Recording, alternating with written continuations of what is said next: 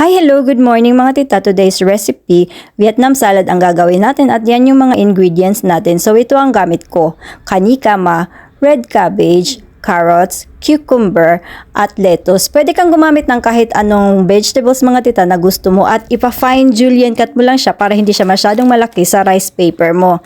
Tapos ito yung rice paper natin mga tita. Ayan, yung rice paper natin mga tita, ibabad mo siya ng maigi sa tubig. Siguraduhin mong malaki yung lagayan mo ng tubig mga tita para hindi masira yung rice paper mo. Tapos, ilagay mo lang siya sa malinis na lagayan kasi dyan tayo magro-roll ng natin mga tita. Parang gagawin natin siyang lumpia, 'di ba? Tapos, paghiwalayin mo yung kanikama mo. Tapos, ganito lang yung proseso natin mga tita. Ilagay mo lang yung mga gulay mo sa ibabaw ng rice paper mo. Diyan pala sa lettuce mga tita, kahit anong lettuce pwede mong gamitin. Pero kung baguhan ka pa, pwede kang gumamit ng leaf lettuce kasi nga, yung leaf lettuce mga tita, yung green leaf is mas madali siyang i-roll kaysa dyan sa gamit ko na iceberg lettuce. Ayan. Tapos, i-roll lang natin yan siya dyan mga tita. Pinipicture ko na kung ano magiging itsura niya, kaya ganyan yung pagkasunod-sunod ko sa mga gulay.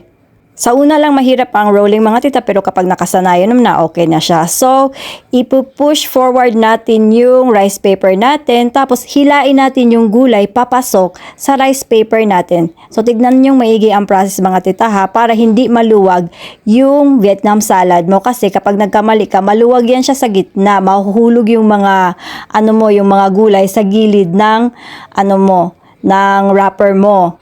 Ayan. So, 'di ba? Push forward yung yung rice paper natin, tapos papasok yung gulay natin. So, ganyan na yung itsura mga tita. Tapos, ipupush mo siya sa gilid mga tita, lightly push. Ayan, sa kabilang gilid din, lightly push para magbubulk yung gitna niya, hindi mahuhulog yung mga salad mo. So, 'di ba, hindi maluwag, masarap siya tingnan, maganda. So, ikakat na natin yan siya mga tita. Mga lang ang gamit ko, mga 3 cut lang ang ginagawa ko dyan mga tita para hindi masyadong malaki at hindi rin masyadong maliit. So, ito na yung resulta niya mga tita. 'Di ba, ang ganda-ganda ng kulay niya. Yan yung napipicture ko sa utak ko mga tita. Ikaw, pwede mo din siyang, depende sa'yo kung gaano pagkasunod-sunod ang gagawin mo.